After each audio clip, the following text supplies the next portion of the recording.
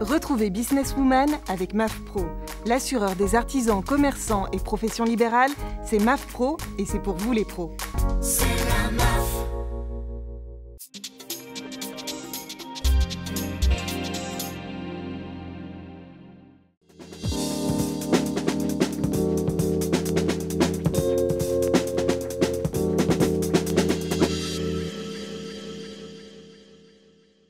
Bonjour à toutes et à tous, vous êtes dans Businesswoman, une émission en partenariat avec la MAF Pro et l'AFE. Sur Facebook, avec mes invités du jour, nous attendons vos réactions et vos questions. Je le sais, vous êtes toutes concernées par cette émission car c'est une émission spéciale coaching pour développer vos potentiels.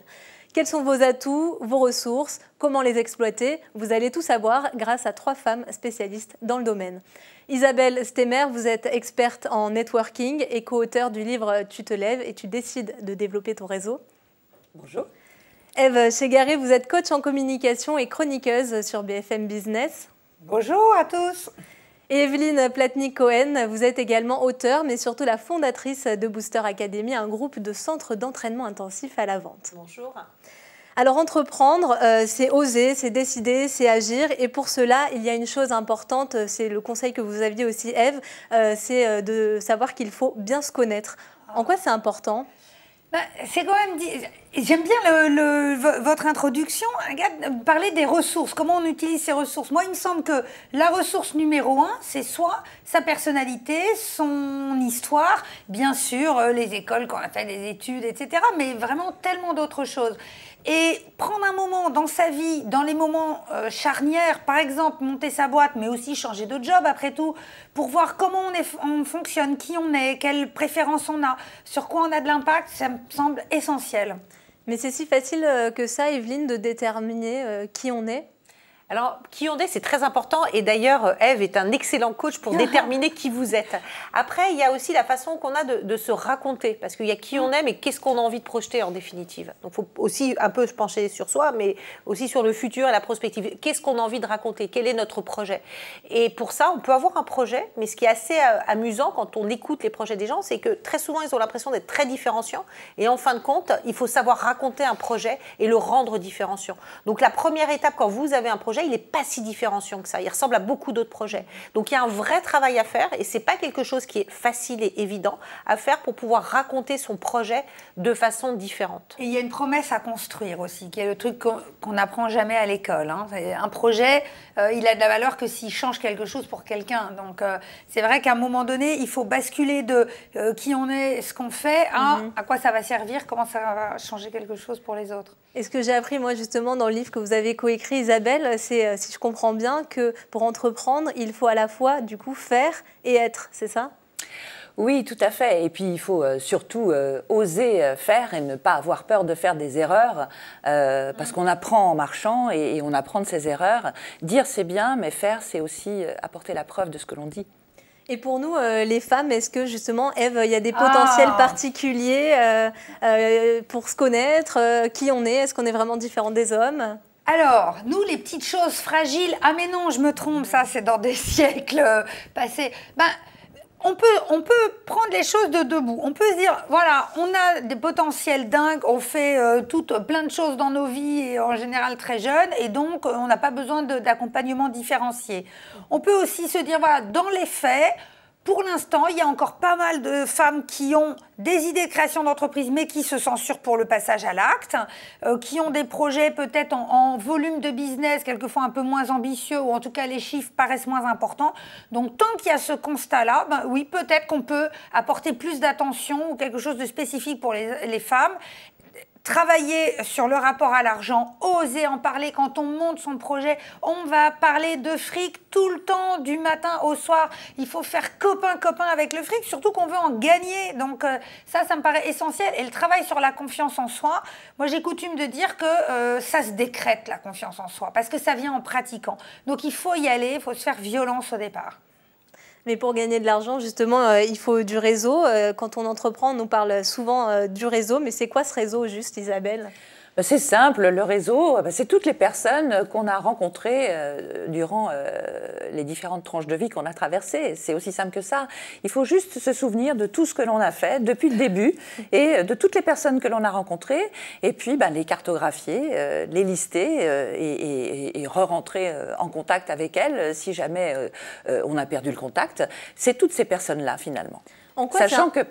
Sachant qu'effectivement, toutes ces personnes-là ont elles-mêmes un réseau, et donc du coup, ça s'étend à l'infini. Mais en quoi c'est important, justement, ce réseau? À quoi il va nous servir? Il va nous servir à des tas de choses. Il va nous servir, si on est entrepreneur, justement, peut-être à trouver des investisseurs, sans doute à trouver des associés, des clients, des fournisseurs, des collaborateurs. Il va nous servir à avoir des recommandations pour entrer plus facilement en relation avec d'autres personnes. Il va nous servir à valider notre projet. Il va nous servir à des tas de choses.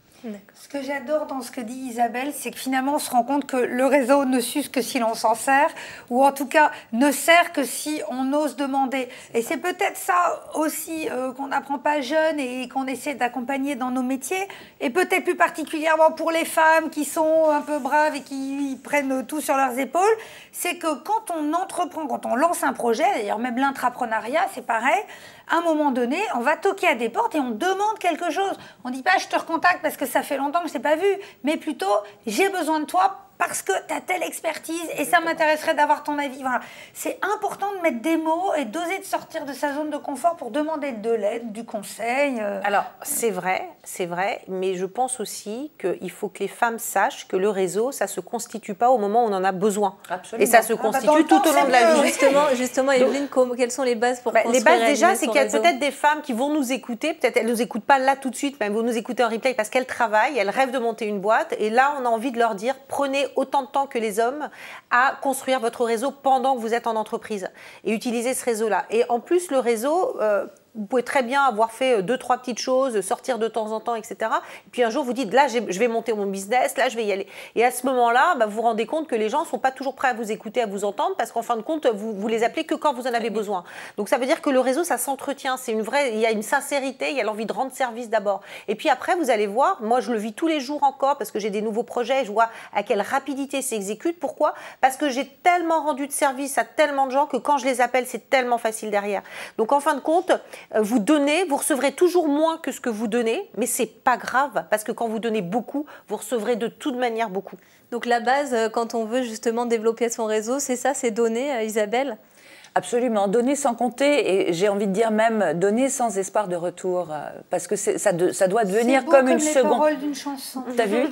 Comment on donne, Isabelle, justement? Donner, on a tous... En fait, le problème, c'est que les gens, généralement, se demandent comment ils peuvent donner quelque chose parce qu'ils n'ont pas réfléchi à tout ce qu'ils peuvent donner.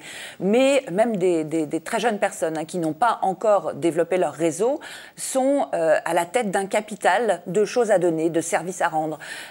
Ça peut être un sourire, ça peut être un conseil, ça peut être de l'aide à un moment donné, ça peut être une recommandation. Il y a plein de choses. Une référence par rapport à un article, un bouquin, etc., qui va inspirer. On est tous à la tête d'un capital de choses à donner, et c'est la chose qu'il faut commencer à faire quand on construit son réseau, c'est de réfléchir à tout ce que l'on peut donner. Parce que finalement, faire du réseau, c'est commencer par donner. Ça, c'est votre premier conseil. Il y a l'écoute aussi. Alors l'écoute, moi j'ai un vieil ami qui me disait écouter, c'est pas seulement se taire quand l'autre parle. Christian, Malissa. Et j'adore cette formule parce que c'est vrai que écouter, finalement, c'est être tout capteur ouvert, c'est aussi regarder, c'est observer, c'est sentir. On est des animaux très domestiqués dans nos vies urbaines, etc. Mais c'est important de sentir les sensibilités, les appétences des autres, les enjeux. Quand on rentre en relation pour voilà, un projet, etc., il faut quand même se demander quel est l'intérêt de l'autre. Les Américains ont une formule que j'adore, ils disent « What's in it for me ?» Il y a quoi dedans pour moi? Bon, si vous faites ça en France, vous avez l'air de quelqu'un d'affreusement intéressé. Mais je trouve que c'est sain de se poser cette question. Et d'ailleurs, les jeunes, tu parlais des plus jeunes, Isabelle, c'est important de leur apprendre à se demander, quand eux proposent ou demandent quelque chose, quel impact ça a sur les autres. C'est l'histoire de l'aile du papillon. Donc c'est vraiment Tout ça, c'est un circuit, c'est vraiment une chaîne. C'est pour ça qu'il faut du temps, que ça se travaille dans le temps. C'est pour ça qu'on ne contacte pas les gens qu'à un instant T et qu'il faut s'investir. Et justement, ça tombe bien que vous en parliez parce qu'on avait une question d'une auditrice, Blandine. Merci pour cette question qui nous demandait quelle était la meilleure façon de soigner son réseau. Donc, vous y avez un peu répondu. Est-ce que l'une d'entre vous voudrait ajouter quelque chose, Isabelle? J'aimerais rajouter un point sur la curiosité. J'ai eu la chance de passer 2 heures absolument exceptionnelles ce lundi avec Eric Orsena, donc qui est, comme vous savez, un grand écrivain, et j'ai essayé de comprendre comment il fait pour écrire, s'intéresser. Il me dit, en fait, j'écoute tout le monde, tout le temps, partout. Et il a un petit carnet où il y a marqué mars, enfin non pas mars parce qu'on n'est pas en mars, mais le mois de novembre, voilà, c'était novembre 2017. Et en fait, il note tout ce qu'il entend. Et il y a cette curiosité naturelle, et on sent qu'il a l'œil qui pétille, tout l'intéresse, etc. C'est ce que font les humoristes. Hein, c'est ce qu'ils font aussi, ils écoutent, exact, ils notent. Et je pense que nous, en tant que femmes entrepreneurs ou en tout cas curieuses de la vie, je pense qu'on doit avoir ce même réflexe. Tout est intéressant. Une discussion sur la table d'à côté d'un café, dans un train, etc. Et en plus, rien ne vous empêche à un moment donné de prendre contact avec ces gens et de vous insérer. Combien de contrats j'ai signés dans un train, dans un restaurant, etc. Donc ça veut dire que cette curiosité naturelle qu'on peut avoir est fondamentale. Au final, on retourne un peu à l'humain. C'est professionnel, mais c'est quand même aussi avant tout personnel. L'humain, est-ce que finalement, ce retour-là, aujourd'hui, c'est une mode, vous pensez, ou c'est vraiment ancré dans les mœurs? Promis, j'essaie d'être brève. Moi, je pense que ça n'a jamais disparu. L'intelligence artificielle, par exemple, puisqu'on passe beaucoup d'énergie à opposer ça, ou les réseaux sociaux, ok, c'est dématérialisé, mais enfin, à chaque fois qu'un truc fonctionne, les gens commencent à instaurer des rencontres physiques. On a besoin de se rencontrer. On a besoin de vivre avec quelqu'un qu'on aime. Donc, voilà, enfin, vous voyez, c'est un truc humain. Et les deals, je ne sais pas, j'avoue que je ne suis pas au courant pour tout ce qui est recrutement, juste avec le CV dématérialisé, etc. Mais moi, je pense que quand on veut faire un bout de chemin avec les gens, il faut les rencontrer. C'est en tout cas important, l'échange. L'échange doit avoir une grande place donc pour les femmes et les hommes qui veulent entreprendre. On va passer à la partie sur la gestion du réseau, plus les questions pratiques, les conseils pratiques. Peut-être Isabelle, est-ce que vous avez des outils qui sont indispensables pour animer son réseau au quotidien? Alors oui, le sourire, bien sûr. Mais ça, bon, c'est valable dans toutes circonstances. En fait, je recommande toujours de maîtriser finalement 5 outils avant de partir à l'assaut du réseau. C'est d'avoir une carte de visite. Bon, même si effectivement il y a des petites applis maintenant très très pratiques pour gérer ces cartes de visite, c'est quand même justement un truc qu'on donne à un moment donné, un truc qu'on échange avec quelqu'un qu'on rencontre physiquement. Donc ça raconte des choses sur soi, une carte de visite. Il faut avoir un pitch, savoir se présenter. On va certainement y revenir et faire un teaser de soi, accrocher la corde sensible des gens que l'on rencontre pour leur donner envie d'en savoir plus et leur donner envie peut-être de nous rencontrer en face à face. Il faut avoir un petit tableau où on finalement cartographie le cœur de son réseau. Et puis, il faut aussi, comment dirais-je, avoir un profil à jour sur LinkedIn. Pour moi, c'est absolument essentiel. Et enfin, se rapprocher de l'association des anciens élèves de son école. C'est un peu une déformation professionnelle, mais si on a fait des études, c'est fou, effectivement, ce que le réseau des alumni de son école ou de son université peut apporter. Donc ça nous relie aussi à l'organisation. Je pense que c'est aussi important d'être organisé et à se fixer des objectifs. Evelyne, comment on fait pour se fixer des objectifs en tant qu'entrepreneur ou entrepreneur quand nous, on fait chez Booster Academy de l'entraînement en réseau, on donne un objectif. On dit, voilà, vous devez partir avec 5 cartes de visite et avoir pris 2 rendez-vous sur votre agenda. Vous voyez, c'est super précis. C'est-à-dire qu'il faut savoir prendre des cartes de visite à bon escient. Il faut savoir rester le juste temps avec les gens en réseau. Là, je parle de réseau physique parce que parfois, on peut s'étaler. Il y a des gens qui nous prennent du temps, etc. Et donc ça, 45 minutes en réseau avec une personne, non. Par contre, si elle est vraiment passionnante, intéressante, prenez rendez-vous avec elle, déjeuner, petit déjeuner, voyez-là. Donc il y a un temps à respecter. Et là, vous pensez à planifier aussi dans son agenda ces moments-là du réseau? Alors, de toute manière, naturellement, oui, il faut le faire, mais il faut vraiment, pendant le rythme et pendant... Enfin, moi, j'appelle ça un réseau physique, déjà. On n'est pas sur LinkedIn, etc. On est vraiment dans le cadre du réseau physique. Et là, il y a vraiment un rythme et des prises de contact à faire de façon intéressante et pas intéressée. D'accord. Et pour se fixer des objectifs, vous avez peut-être des conseils pratiques, Isabelle? Moi, quand je participe à un événement, je regarde toujours en amont qui participe à cet événement et je ne suis pas là pour effectivement récupérer 15 000 cartes de visite, mais je suis là pour rencontrer peut-être une tête de réseau qui va pouvoir m'ouvrir des portes, rencontrer l'intervenant que j'ai envie de rencontrer en one-to-one parce qu'on a des choses à faire ensemble, ou éventuellement rencontrer 2 ou 3 personnes, comme le disait fort justement Evelyne, avec qui j'ai envie de travailler. Je ne suis pas là pour faire du chiffre à tout prix et récupérer le plus de cartes de visite possible. Ce n'est pas mon objectif. La qualité prédomine toujours. Et je prépare toujours, comment dirais-je, mes interventions, même quand je ne suis que participante. Lorsque je participe à un événement, il y a un minimum de préparation à assurer pour arriver dans de bonnes conditions, savoir qui est là et profiter au maximum du temps que je vais passer, parce que tout le monde le sait, le temps c'est de l'argent. Et pendant justement ces conférences et ces événements que vous animez, il y a aussi les réseaux sociaux dont on parlait tout à l'heure. Quelle place ils doivent avoir? Comment on doit s'y comporter, Ève? Justement, qu'est-ce que ça dit de nous, entrepreneurs? Moi, je suis très partagée sur les réseaux sociaux. Je suis comme tout le monde.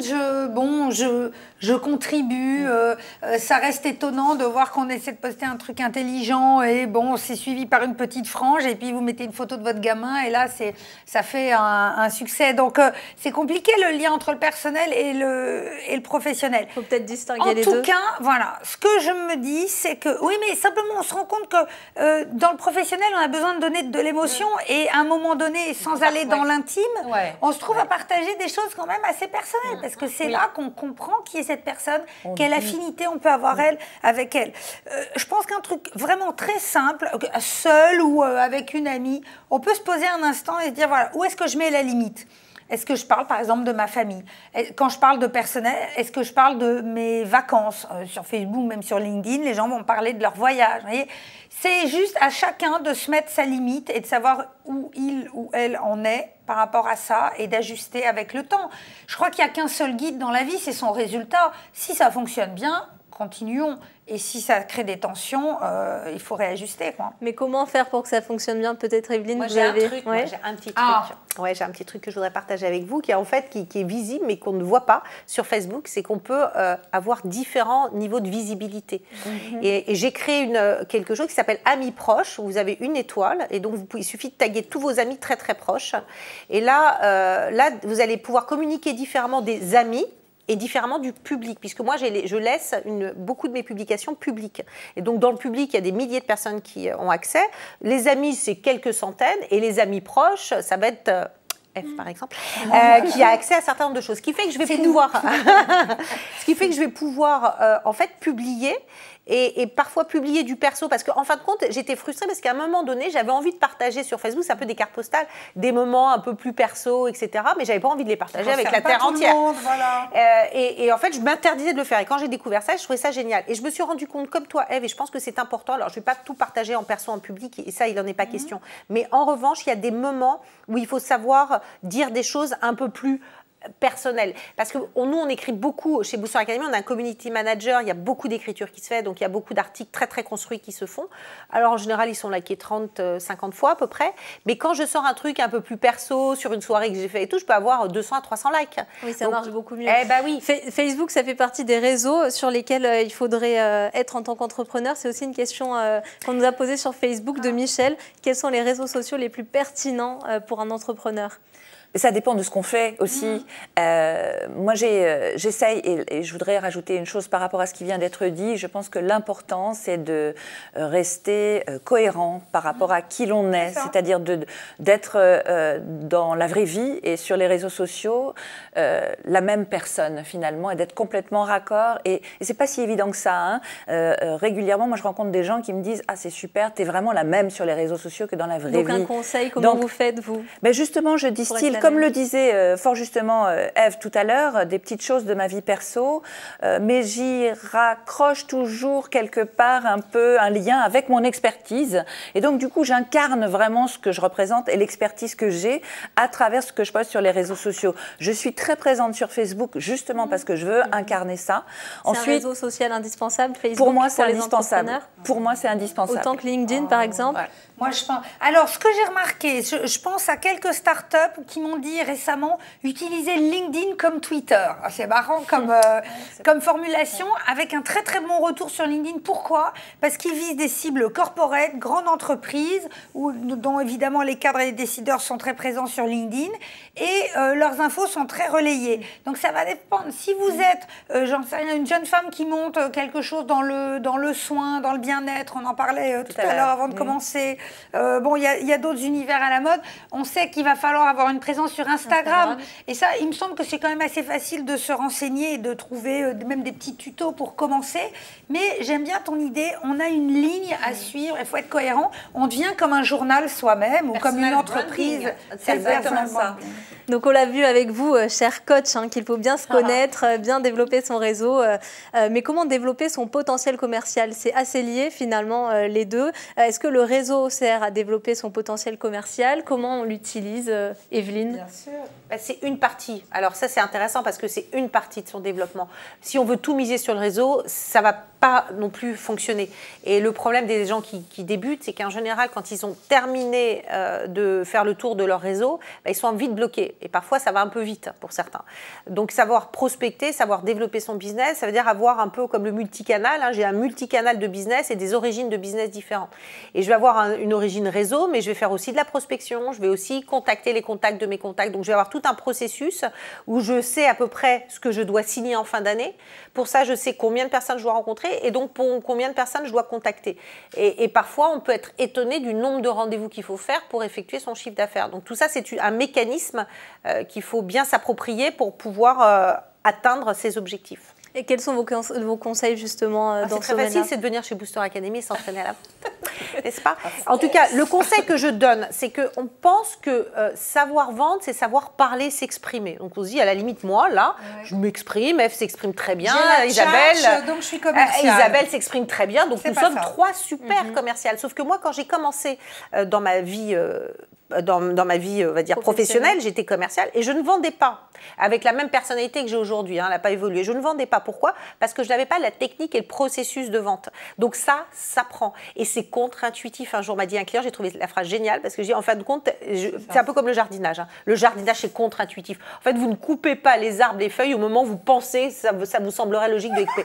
Eh bien, le jardinage, la cuisine, c'est contre-intuitif. La vente, c'est contre-intuitif. Donc, ne croyez pas que vous savez vendre juste parce que vous savez parler. Ça ne suffit pas. Et vous avez des gens très réservés qui sont très timides et qui sont d'excellents commerciaux. Alors, quelle différence avec le networking, juste, Isabelle? Alors moi j'ai une petite différence effectivement importante. Pour moi, dans le networking, il n'y a jamais véritablement de transaction sous ton contrôle, Evelyne. C'est-à-dire qu'en fait on donne, mais on ne sait pas effectivement quand on va recevoir en retour, c'est ouvert. Donc quelque part, c'est ça qui différencie finalement la posture commerciale, à mon sens, de la posture de réseautage, c'est qu'il n'y a jamais de transaction à la clé. Alors, à la clé, peut-être, pas tout de suite. Mais pas à la tout clé, de suite. Mais à la clé. Non, j'entends bien, parce que le networking, effectivement, quand on entretient des liens dans la durée, en fait, le business peut venir tout seul, facilement, mais ça prend un petit peu plus de temps que si on suit une démarche commerciale. Alors, ça commence à faire débat. Moi, je pense, et tu as raison, Isabelle, que c'est vrai, mais je pousse à ce que ça arrive un tout petit peu plus vite. Alors, justement, Evelyne, c'est quoi prospecter aujourd'hui, fin 2017, on peut dire presque même pour début 2018, les femmes qui veulent justement avoir les meilleurs conseils pour prospecter. C'est que pour les femmes, je n'aurais pas de technique pour les femmes. Je pense qu'elles peuvent marcher, mais il y a peut-être des forces sur lesquelles on peut insister pour les femmes aussi. Si vous pensez au charme, etc., moi je pense que c'est... c'est votre conseil, Eve, ok. Non, c'est hyper casse-gueule. Je pense que... moi j'ai entendu pendant des années que dans la démarche commerciale, il y avait une forme de séduction, enfin de toutes parts, etc. Je pense qu'il vaut mieux vraiment garder ce type de ressources-là pour soi ou son autre vie et être méthodique. Mais moi, ce que j'ai appris avec la Booster Academy, dont j'ai regardé la méthode de près et un peu testé il y a déjà des années, c'est que ce qu'on n'imagine pas, c'est à quel point la phase d'écoute, d'enquête, de découverte d'un prospect est essentielle. Et c'est dans cette phase de découverte qu'on aura des arguments qui vont permettre de faire un bon closing, de clôturer une vente. Et il me semble que le gros de ta... T'en parles bien, Ève. J'en parle bien. Ouais. De ta démarche repose sur ça. Et ça aussi, c'est contre-intuitif. On pense que vendre, c'est pousser ses idées, occuper le terrain. Alors justement, de manière très pratique, c'est quoi vendre aujourd'hui, Evelyne? C'est quoi prospecter aujourd'hui? Déjà, vendre, c'est rendre service à l'autre. C'est-à-dire, si je ne suis pas persuadée qu'en vendant mon offre, que ce soit un produit, que ce soit un particulier, un professionnel, je ne suis pas en train de rendre service à l'autre, c'est qu'a priori, je fais fausse route. Donc déjà, il faut bien savoir quelle est, ce que vous disiez toutes les deux, quelle est la valeur de mon offre sur le marché. Ensuite, quand j'ai quelqu'un en face de moi, c'est qu'est-ce que ça va lui apporter. Ça, c'est encore autre chose, parce qu'en fin de compte, si j'ai 1000 clients, ça peut apporter 1000 choses différentes. Donc si on arrive toujours avec les mêmes arguments, avec la même façon de parler, avec une certaine mécanique, ça ne fonctionne pas. Donc il faut s'intéresser à l'autre. De toute manière, dans tout le système, il y a l'être humain. D'abord, c'est pour ça que c'est très intéressant, parce qu'on a vu Internet exploser, on a vu les ventes sur Internet exploser, mais il n'y a jamais eu autant de vendeurs en même temps sur le marché. Et quand vous avez des sites Internet comme... certains sites que je ne citerai pas, que je connais bien parce que je forme mais des fois vous avez 100, 200, 300 commerciaux derrière qui répondent parce qu'en fin de compte 80% des ventes vont passer par un coup de fil. Donc en fait Internet c'est du pipeau parce que c'est de la vente à distance. C'est pour ça que la Redoute renaît de ses cendres parce qu'en fin de compte ils avaient le bon modèle au départ. Il fallait un peu le faire évoluer sur le net, mais ils avaient le bon modèle. Et en fin de compte on est dans cette vente à distance. Donc ça veut dire que aujourd'hui tout passe par la compréhension de l'autre et l'écoute de l'autre et rendre service. Nous sommes des philanthropes. Les bons commerciaux sont des philanthropes. Et justement, en termes de communication non verbale, qu'est-ce que vous conseilleriez, vous, Ève, pour vendre? C'est ton job. Pour le téléconseiller, c'est un peu plus compliqué. Il n'a que le sourire. Vous le savez, on dit que le sourire s'entend. Ouais. C'était valable peut-être il y a 50 ans et c'est toujours le cas. Non, mais en langage non verbal, dans un moment en réseau, en networking, ou on est reçu dans un bureau, on ne va pas avoir le même langage non verbal. En networking, debout avec une coupe à la main, oui, on va être dans une certaine décontraction, mais on va être amical, mais on va respecter une certaine distance, etc. Dans un bureau, moi, je conseille aussi d'observer les codes. C'est pour ça que c'est intéressant d'écouter, d'observer entre l'ascenseur et le bureau de la personne que vous allez voir comment on se comporte. Et puis, vous êtes renseigné avant, vous voyez. Alors, il ne faut pas craindre de fermer les bras. Vous savez, fermer les bras, enfin, les croiser, c'est surtout prendre appui sur soi. Mais le visage, le regard, l'écoute vers l'autre, avoir l'œil qui brille quand on vous parle, vous savez, même si vous n'avez pas le brushing tip-top ce jour-là, c'est pas très grave, quoi. Voilà. C'est pas ce qui va compter, c'est peut-être justement le pitch que vous allez développer devant votre interlocuteur ou votre entourage qui va avoir plus d'impact. C'est vrai que c'est devenu un passage obligé. On a tous, à plein de moments, quelquefois plusieurs fois dans la journée, à présenter ce qu'on fait, qui on est, ce qu'on fait et ce que ça apporte en quelques phrases. Quelquefois, on a 5 minutes, quelquefois, on a 50 secondes. Donc, ça nécessite de l'entraînement. C'est possible pour tout le monde. Une reco, de présenter jamais votre pitch si vous ne savez pas qui vous avez devant vous. Ça, le nombre de gens qui arrivent et qui serrent la main en racontant ce qu'ils font à tout le monde sans savoir. On raconte son pitch en sachant. On voit la scène. En bénéfice client. Voilà. Donc, qui j'ai devant moi, je ne peux moi m'exprimer que si je sais qui j'ai devant moi. Donc, puisqu'Agathe veut qu'on soit très méthodique, je le redis, le bénéfice client, c'est ce que je fais a presque pas d'importance si je ne sais pas dire à quoi ça sert pour quelqu'un. Et justement, on a une remarque de Flo sur Facebook là qui nous dit savoir vendre, c'est ne pas chercher à vendre. Justement pour vous, Isabelle, parce que finalement, dans son pitch, il faut quand même essayer de se vendre. Vous n'êtes pas d'accord? Flo, il faut qu'on parle. Ouais, Flo, venez me voir, Flo. Vous habitez où, Flo, hein? Evelyne, qu'est-ce que on décide de vendre. Non. Je crois qu'il n'y a pas de tabou vis-à-vis de la vente. Moi, j'ai fait une conférence à Rennes lundi soir. Alors, il n'y a aucun tabou, j'ai aucun tabou sur l'argent. Vous ne pouvez pas vous imaginer le nombre de jeunes femmes qui sont venues me voir. Enfin, vous exagérez un peu, etc. Non, si j'ai à vendre, la personne en face de moi, là, tout à l'heure, je vais à un rendez-vous après vous, j'y vais pour vendre, point barre. Donc ça, c'est déjà mon objectif. Les personnes qui me reçoivent, elles savent que j'ai quelque chose à vendre. Le tout, c'est est-ce que je vais arriver au bout de mon objectif et comment je vais déterminer le chemin pour y arriver. Il faut être clair. Mais je pense qu'il faut être clair. Et ce que veut dire Florence, parce qu'on plaisante avec Ève, mais en fait, ce que veut dire Florence, c'est qu'il faut d'abord s'intéresser en fin de compte à l'autre. C'est-à-dire, je ne vends rien si je suis centrée sur moi et pas sur l'autre. C'est ça que ça veut dire. Et il n'y a pas plus centré sur soi que quelqu'un qui est en train de monter un business, un projet. Ça, c'est naturel. naturel, mais je le dis souvent aux entrepreneurs, regardez, vous ne parlez que de votre solution, votre technologie, votre offre. C'est bien, mais pour qui? Comment? Mais justement, ça, on en revient au pitch. Isabelle, il existe, je crois, 2 types de pitch différents. Alors en fait, il y a le pitch pour se présenter dans un événement réseau et puis il y a le pitch que tout start-upper, comment dirais-je, bien constitué, ça prend pour présenter sa solution. Comment on les élabore? Face à des investisseurs.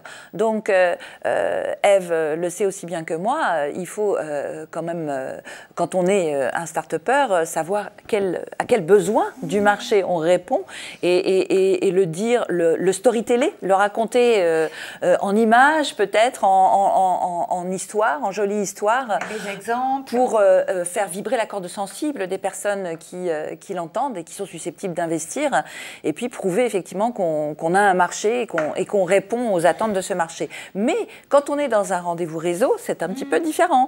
Même si l'idée, c'est effectivement de dire qui on est et donner envie d'en savoir plus et éventuellement donner la possibilité à la personne à qui vous parlez de parler de vous après, ça ne va pas être exactement de la même façon qu'on va se présenter. Voilà. Alors justement, on va prendre un exemple très pratique. Vous, Isabelle, comment vous pitchez ? Alors, bonjour, je suis Isabelle Stemmer, je suis experte en networking. J'accompagne les dirigeants de TPE, PME, start-up sur la création et le pilotage de leur démarche réseau. Donc ça, c'est dans un cadre plutôt réseau ? Oui, plutôt.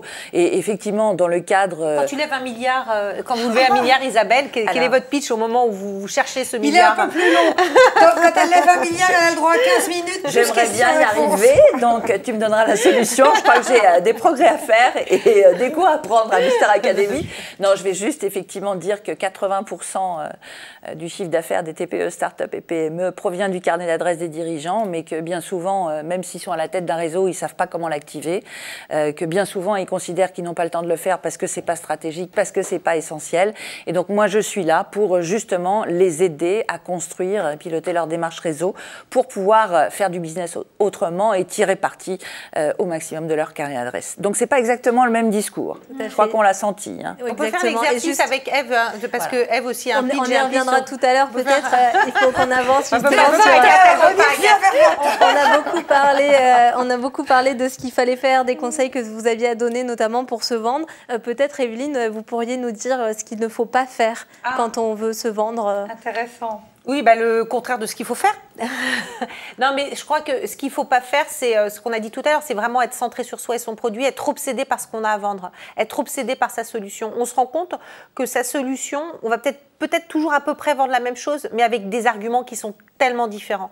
Donc, il faut regarder sa solution comme un arc-en-ciel avec plein de couleurs et on ne sait pas la couleur tout de suite qu'on va utiliser. Je me souviens d'avoir, très récemment, je recrute un commercial qui vend tout ce qui est ISO 9000, machin, etc. Enfin, vous voyez ce que je veux dire. Les certifications et les normes. Et je le mets et je lui dis, très bien, vous vendez, donc vous allez, moi je suis directrice générale donc de Booster Academy, donc vous allez me vendre la certification. Donc ne pas harceler son réseau. Alors, écoutez bien. Et donc je lui dis, faites l'exercice. Et donc il commence à faire l'exercice et je le sens vraiment, mais pas bon. Et je lui dis non, mais là, vous êtes vraiment pas bon. Et il me regarde, il me dit non, parce que Booster Academy n'a pas de norme ISO 9001, on n'en aura jamais. Et je le regarde, je dis vous vous trompez, puisqu'on vient d'avoir la norme ISO 9001. Donc évidemment, je ne l'ai pas recruté, autant vous dire, mais ça veut dire qu'il vient avec des a priori. Oui. Et en fait, on vient tous avec des a priori. On est dans un beau bureau, l'argent à plein d'argent, on est dans un bureau moche, la personne n'en a pas. On pense que, ne pensez rien, quoi. Et vous verrez. Je l'adore, celle-là. Vivez, mais voilà, mais lâchez prise, lâchez prise. Pour arriver à ce qu'on fait, on fait du yoga, on fait de la méditation, on fait plein de choses qui nous permettent de lâcher prise pour bien vendre. J'aime beaucoup ce point. Ne présumez pas, posez des questions. La meilleure façon de savoir de quoi les gens à qui on parle, de quoi ils ont besoin, c'est de le leur demander. Alors de façon élégante, variée, préparée, to the point. Mais il faut demander. Et peut-être ne pas harceler son réseau, Isabelle, ne pas lire. Quel est justement le juste milieu entre les contacter régulièrement, garder le contact, les relancer et puis le harcèlement, si on peut dire? Il ne s'agit pas de harceler, il s'agit de toute façon, pour entretenir un réseau, de donner de ces nouvelles régulièrement. Donc voilà, pour rester présent à l'esprit des gens qui font partie de son réseau et leur donner l'idée de vous contacter à un moment donné. Par exemple, ça peut être les vœux. Moi, je sais que c'est le truc hyper traditionnel, mais pourtant ça marche. Et effectivement, au moment des vœux, j'envoie pas mal de petits mots personnalisés. Personnalisés, Isabelle. Mais c'est ce que je viens de dire. Non, mais justement, absolument. ça, je pense qu'il faut le dire 15 fois. Je l'ai dit, oui, je sais, Isabelle. Mais on ne le dira jamais assez. On ne le dira jamais assez. Oui, parce que le mail qu'on envoie à 3000 personnes, pas du tout. Vaut mieux personnalisé. Effectivement, ça nourrit mon calendrier, je dirais, pendant 3 mois. Voilà. Donc, donner ces nouvelles, c'est hyper important quand on fait du réseau pour entretenir le lien. Et en prendre. Et en prendre, voilà. Et ça fait partie aussi du savoir-être, justement. Quels sont les freins qu'on se donne en tant qu'entrepreneur Le frein principal, c'est ce que vous dites là, Agathe, et ce que la personne qui nous suit, Florence, évoquait finalement en parlant de dosage. Là, on parle de harcèlement, on pense que trop fréquent, c'est forcément trop. On pense que annoncer qu'on va vendre, c'est too much, etc. Donc, on a vraiment un frein culturel, parce que quand même, vendre et aller prendre de l'argent à des gens, c'est un peu sale, vous voyez. Bon, tant qu'on lâche pas ça, on passe pas à autre chose. Donc, si ce qu'on propose a une utilité, si on est en bonne relation avec les gens, qu'on pratique une forme d'élégance dans le business, et on est toutes les 3 fans de ce concept. Vous savez, la vie professionnelle dure. Même si on passe dans une autre entreprise ou qu'on crée autre chose, la vie professionnelle, c'est long. L'élégance, l'attention aux autres, les petites attentions. Je sais que pour la même prestation, par exemple pour animer un événement, quelquefois je reçois un bouquet de fleurs, quelquefois pas. Je vous avoue que ceux qui m'envoient un bouquet de fleurs, ça me touche. Et que je me dis, voilà. Il y a peut-être aussi une différence de comportement, et notamment, je disais, sur les freins. Quand on est une femme, Isabelle, vous avez sûrement l'exemple de femmes qui se comportent différemment des hommes. Oui, effectivement, dans le cadre du réseau féminin, on en a parlé, que je co-anime. Je suis animatrice du réseau des diplômés de mon école. On constate effectivement qu'il y a quand même certains freins, notamment comment positionner sa voix, notamment comment communiquer, comment utiliser les techniques de l'improvisation pour mieux communiquer, comment faire du réseau. Et les femmes, effectivement, ont un petit retard, je pense que vous êtes d'accord avec moi, mesdames, à rattraper. Et donc, effectivement, dans le cadre de ce réseau notamment, on organise des petits ateliers entre femmes. Sur la prise de parole aussi. Sur la prise de parole en public.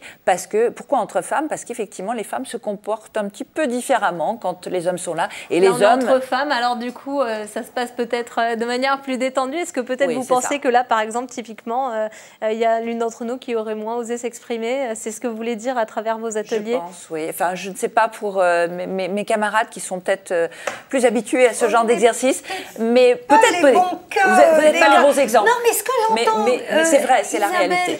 Travailler sur la prise de parole ou faire des ateliers comme ça, Evelyne parlait de yoga, je pense aussi, et pourtant là on essaie de vous donner des points concrets, mais quelquefois pour y arriver, c'est bien de savoir faire des détours, hein, vous savez, pour arriver à son objectif qui est de se sentir mieux, et ça c'est un challenge dans la vie des femmes, parce qu'il faut faire du temps pour aller plus au yoga, pour s'autoriser à aller à un atelier de l'association de son école, le soir tard. Il faut se donner du temps, donc ça se décide, je reviens toujours à décider. Pour y arriver, il faut se donner les moyens et donc décider. Et quelquefois, ça veut dire renoncer à autre chose. Il y a des séries télé dont on peut se passer. Et puis justement, pour lever ces freins, il y a beaucoup de types d'accompagnement qui existent aujourd'hui, même spécifiques aux femmes. Evelyne, peut-être vous avez des idées d'accompagnement qui pourraient être j'ai monté une entreprise qui ne fait que ça. Donc, voilà. a priori, c'est pour ça. Alors, pas que pour les femmes, pour les hommes aussi. J'ai regardé, 60% de nos clients sont des clientes. C'est intéressant. 60, c'est pas, voilà, ça dépasse. Donc ça veut dire que, alors je dis toujours, les gens qui rentrent chez Booster Academy, c'est pas les mauvais qui veulent devenir bons, c'est les bons qui veulent devenir meilleurs. Justement, vous pouvez en profiter pour présenter Booster. Alors moi je vais vous faire mon pitch, parce que vous allez voir, mon pitch il est très particulier. Il y a beaucoup de mots qui sortent du monde de la formation. Alors on vous écoute. Booster Academy, c'est le premier centre d'entraînement intensif à la vente. Vous entrez dans un centre, on va mesurer votre niveau de vente sur une grille de 1 à 12 et chacun va acheter les niveaux dont il a besoin pour devenir un vendeur d'élite. Donc ça, c'est le pitch. Et on a 12 centres en France. Et donc, tout tout l'enjeu, c'est de pouvoir aider chacun au niveau dont il a besoin. Et de prendre du temps, parce qu'on travaille par demi-journée répartie sur plusieurs mois. Pour adapter au mieux aux emplois du temps de chacun. Alors, pour adapter, mais aussi parce que déjà, en une demi-journée, j'apprends suffisamment de choses que je vais tester sur le terrain pendant 15 jours pour revenir ensuite. Donc, on a tout un dispositif d'accompagnement qui est ultra processé et qui va aussi du présentiel avec du digital, etc., pour que les personnes véritablement mettent ça en place. Ce qui est très intéressant et ce que je n'avais pas du tout imaginé, c'est que bon, on a des groupes de 6 personnes maximum dans nos centres, et alors il se passe un business entre les gens de dingue. Mais ça, je l'avais pas du tout, j'avais pas conçu ça pour ça. Et en fin de compte, les gens se font confiance parce qu'ils ont appris à s'écouter. Alors ils changent beaucoup de groupes, parce que vous n'êtes pas obligé de faire tout avec le... Donc ils vont rencontrer beaucoup de monde. Et en fait, les gens savent que s'ils sont passés par Booster Academy, ils peuvent poser la question parce qu'ils savent qu'ils vont être écoutés, parce qu'on leur a appris à écouter. Et quels sont les autres centres d'accompagnement qui existent pour les femmes et pour les hommes aussi? Moi, j'ai envie de dire qu'aujourd'hui, pour rester tout seul et pas être accompagné, il faut vraiment le vouloir. Ouais, c'est impossible. Donc, au lancement, il y a plein de choses. J'ai pas envie d'en signaler peut-être. Bon, on connaît les premières, les pionnières. Il y a plein de dispositifs. Les incubateurs. Mais je pense que les incubateurs, à chacun de trouver son circuit. Mais j'ai envie de dire une chose. Il y a un truc comme il y a beaucoup de formules d'accompagnement gratuites, pas chères quelquefois, ou des gens qui donnent beaucoup de leur temps, il y a un peu de consumérisme ou d'utilitarisme de certains entrepreneurs. C'est important d'être fidèle à ses premiers soutiens et à ses soutiens en général. Et de ne pas aller d'une structure à une autre, de consommer, de prendre et de lâcher comme un Kleenex, parce que c'est vraiment nuisible au business. Qu'est-ce que vous conseilleriez alors en termes d'accompagnement ? Une structure, vous prenez quelque chose qui est pratique pour vous, qui vous parle, le vocabulaire, peut-être parler un peu du mentorat. On parle, en anglais, on parle aussi de shadowing, comme une ombre qui vous suit. On peut aussi, pour gagner du temps, repérer un professionnel qui nous intéresse énormément et demander à cette personne de nous mentorer, effectivement, d'être comme une ombre, etc. Il y a plein de choses à faire, elles existent. Ce que je veux dire, c'est qu'il n'y a pas une bonne formule, mais il faut aller vers des choses qui soient simples, qui soient cohérentes, qui vous correspondent pour commencer. Après, on va voir d'autres choses, mais je tiens beaucoup, j'insiste, il faut être fidèle dans le temps. On a justement une personne qui nous suit sur Facebook et qui vient de nous dire qu'il existe aussi des coopératives d'activité et d'emploi. Est-ce que vous connaissez, vous avez déjà testé? Je ne connais pas. Non. Il y a aussi peut-être tous les types d'événements, conférences que vous conseillez peut-être, oui, c'est autre chose. En quoi c'est important de participer à des salons, des conférences écoutez, sur le réseau plus peut-être? Oui, alors moi, participer à tout va, moi c'est pas ma politique. Il faut savoir pourquoi on fait du réseau. Donc on a tellement de sollicitations, tellement de propositions. Il faut avec précaution sélectionner les événements où on va rencontrer les bonnes personnes ou qui parlent des thèmes qui nous intéressent, qui vont nous faire avancer, etc. Il ne s'agit pas de participer pour participer. Et il ne s'agit pas non plus d'accumuler une grosse quantité de contacts. Il faut vraiment faire un tri. Je ne sais pas ce que vous en pensez, mesdames. Mais... J'aime bien ça et je préfère quelqu'un qui commence, je fais plus confiance à quelqu'un qui jette son dévolu sur un réseau, même de proximité, et qui va dérouler cette pelote-là méthodiquement, plutôt que... parce qu'on se perd à aller partout. Alors concrètement, parce que moi je vais citer quand même 3 systèmes de mentoring que je connais bien pour être mentor ou mentoré et qui sont vraiment bien. Vous avez le MoveJ pour les jeunes, femmes ou hommes, mais moins de 30 ans et qui commencent. Et donc allez-y, c'est juste exceptionnel. Vous avez l'IME pour les gens qui font plus d'1 million d'euros. Alors il n'y a pas assez de femmes. Moi, il m'est arrivé d'être la seule femme parmi 80 mentorés. Donc les femmes, allez sur 1 million d'euros et vous aurez le droit à l'IME. C'est suivi par la Chambre de commerce. Et puis pour les femmes, cette fois-ci, mais qui ne font pas toujours 1 million d'euros, mais que quand même déjà une première activité, vous avez le WBMI qui est managé par Martine, qui est managé par Martine Liotto. Et je pense que ça vaudrait la peine de faire une émission uniquement sur ces sujets-là parce qu'aujourd'hui, c'est vraiment des aides. Ce sont des aides qui durent 18 mois, comme tu disais. C'est-à-dire qu'il ne faut pas grappiller à droite à gauche. C'est des aides sur 1 an à 18 mois. Et donc, il y a cet accompagnement-là qui est généralement souvent gratuit en plus, et avec des gens de valeur. Et puis les médias, des concours d'entrepreneurs. On l'a compris, les formes d'accompagnement sont vraiment diverses. Il en existe pour tout le monde, pour tous les âges. Pourtant, le fameux isolement du chef d'entreprise persiste encore aujourd'hui. On ne s'en sert pas assez de l'accompagnement. Selon un sondage, il y a seulement 40% des entrepreneurs qui déclarent être ou avoir été déjà accompagnés dans leur parcours. Que ce soit un coach, un organisme public, tous les types d'accompagnement dont vous avez pu parler. On va terminer sur les conseils personnels de chacun que vous auriez apportés, en passant par une petite question qu'on a eue encore de KitKat, qui nous demande comment peut-on expliquer qu'il y ait de plus en plus de femmes entrepreneurs, justement, vous qui représentez ces femmes entrepreneurs qui ont en plus réussi.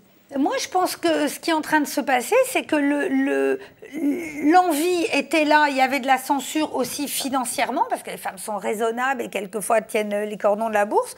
Ce tabou-là est en train de se lever. Et justement, l'information généralisée, les structures d'accompagnement, année après année, aident à lever cette autocensure. Et les femmes sont là. Et puis elles ont envie, quoi. Elles ont autant d'idées de business. Et puis, Internet a contribué, bien sûr.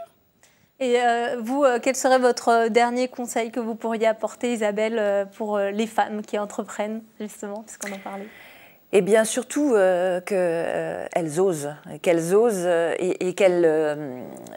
le réseau ne peut apporter que ce que l'on demande. Donc, du coup, qu'elles osent demander, je crois que c'est le principal frein auquel elles font face à l'heure actuelle. Donc, oser demander ce dont on a besoin. Pour vous, Evelyne? Moi, je dirais qu'elles sachent que savoir vendre, c'est un super pouvoir. Et que le jour où elles auront ce super pouvoir, elles verront qu'elles peuvent se fixer tous les objectifs qu'elles veulent. Donc voilà, c'est pas être gestionnaire. Hein. Quand j'ai zéro, quand j'ai rien à gérer, ça sert à rien d'être gestionnaire. Donc savoir vendre.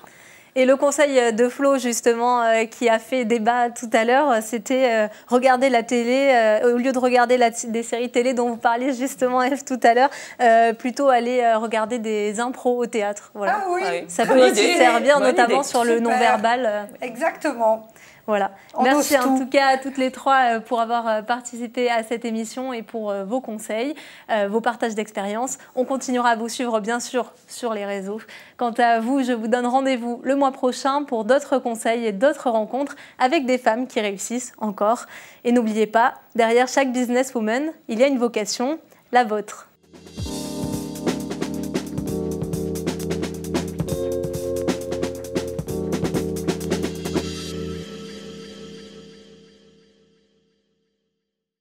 Businesswoman vous a été présenté par MAF Pro.